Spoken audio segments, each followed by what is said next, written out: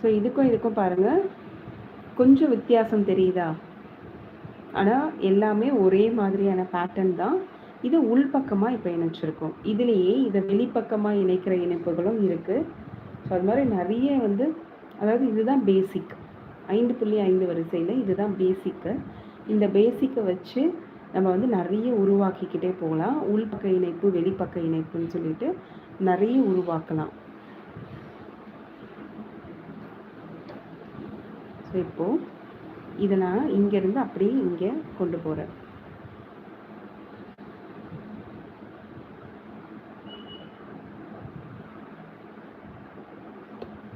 ஓகேவா? பாருங்கள், இதுக்கும் எவ்வளோ டிஃப்ரென்ஸாக தெரியுது நம்மளுக்கு. ஒரு சின்ன ஒரு இணைப்பு கொடுத்தோன்னே இந்த கோலமும் இந்த கோலமும் வித்தியாசமாக மாறிடுச்சு.